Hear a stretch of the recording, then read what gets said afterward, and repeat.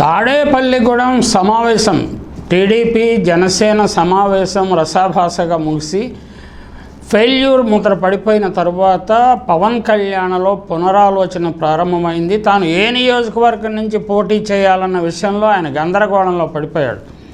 అంటే ఈ పొత్తు ఏ మేరకు సక్సెస్ అవుతుంది?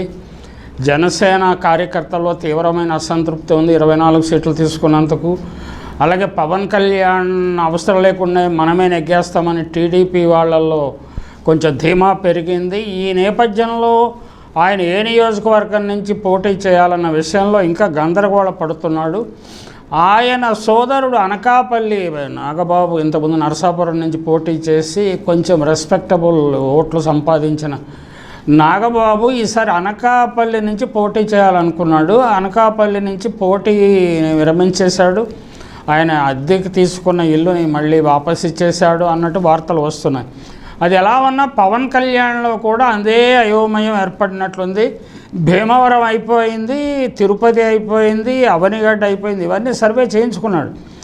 తాడేపల్లిగూడెం అయిపోయింది, పిఠాపురం అయిపోయింది, గాజువాకలో పోటీ చేయటానికి సర్వే చేయించుకుంటున్నాడు పవన్ కళ్యాణ్ అని తాజాగా వార్తలు వస్తున్నాయి. అది అంటే ఎంత మేర నిజమో అంటే ఇదంటే Pawan Kalyan is a popular leader కాబట్టి ఆయన ప్రతి మూవ్ను జనం చాలా క్లోజ్గా అబ్జర్వ్ చేస్తుంటారు, ప్రతి మాటను క్లోజ్గా అబ్జర్వ్ చేస్తుంటారు. కాబట్టి ఆయన భీమవరం నుంచి పోటీ చేస్తాడని కొంతమంది, చేయడని కొంతమంది రకరకాల ప్రచారం చేస్తున్నది. పార్టీ పెట్టి 10 ఏళ్ళైనా కేడర్ లేదని ఆయన అంగీకరిస్తున్నాడు, ఇన్ఛార్జీలు లేరని ఆయన అంగీకరిస్తున్నాడు, బూత్ కమిటీలు లేవని ఆయన అంగీకరిస్తున్నాడు. అన్నీ అలాగే ఆయన ధనబలం లేదు, మన వారికి మన కార్యకర్తలకు మీరు 1000 మందిని 150 రోజులు 60 రోజులు పోషించే సత్తా ఉందా మీకు అని పబ్లిక్గానే సవాలు చేస్తున్నాడు. జనసేన కార్యకర్తలను ఒక విధంగా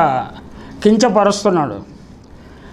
అంటే ఇప్పుడు చంద్రబాబు నాయుడు తాను కుప్పం నుంచే పోటీ చేస్తానని స్థిరపరిచాడు. అలాగే లోకేష్ కూడా ఎటకేలకు మంగళగిరి నుంచి ఆయన మొదటి నుంచి అలాగే అది ఉన్నాడు, ఖచ్చితంగా అక్కడి నుంచి పోటీ చేసే అవకాశాలు ఉన్నాయి. ఆయన మీద పోటీ చేసే అభ్యర్థులను తరచుగా వైసీపీ పార్టీ మార్చడాన్ని బట్టి ఆళ్ల రామకృష్ణారెడ్డి స్థానంలో గంజి చిరంజీవిని తీసుకొచ్చారు, తర్వాత ఇప్పుడు ఇంకొక మహిళను తీసుకొచ్చినట్టున్నారు.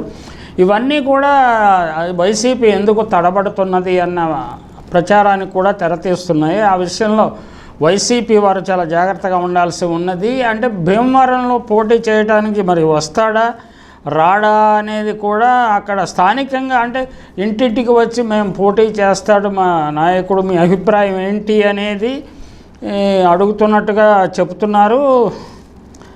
మరి అది పవన్ కళ్యాణ్ ఏం చేస్తాడో చూడాల్సి ఉన్నది. ఇది ఇలా ఉండగా అసలు రానున్న ఎన్నికల్లో విజయావకాశాల గురించి వస్తున్న సర్వేలు కూడా తెలుగుదేశం పార్టీని జనసేనను కంగారు పెడుతున్నాయి. అవి వారి గుండె ధైర్యాన్ని దిటవుని దెబ్బతీస్తున్నాయి. కేంద్రంలో ఉన్న బీజేపీ అంచనా ప్రకారం వైసీపీకి 120 సీట్లు రావచ్చని ఎన్నికల సర్వే నిపుణులు అంచనా వేశారని, వైసీపీకి 115 సీట్లు వస్తాయని వారి అంచనా. ఏపీ జర్నలిస్ట్ ఫోరం అంచనా వైసీపీకి 130 సీట్లు. ఇండియా టుడే, సీ ఓటర్ తప్ప జాతీయ వార్తా సంస్థల అంచనా వైసీపీకి 120 సీట్లు. రైజ్ సర్వే సంస్థ, ఆరామ్ అస్థాన్ సర్వేస్ తప్ప మిగతా లోకల్ సర్వే సంస్థలు వైసీపీకి 130 సీట్లకు పైగా. టీడీపీకి చేయించుకున్న 6 సర్వేల ప్రకారం కూడా వైసీపీకి 90 సీట్లు తగ్గకుండా వస్తాయి.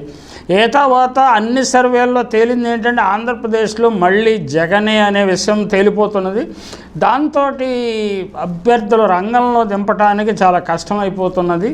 పవన్ కళ్యాణ్ ఎక్కడి నుంచి నిలబడినా ఆయన్ను ఓడించడానికి వైసీపీ ఒక వంక ప్రయత్నిస్తున్నది, అఫీషియల్గా ప్రయత్నిస్తున్నది.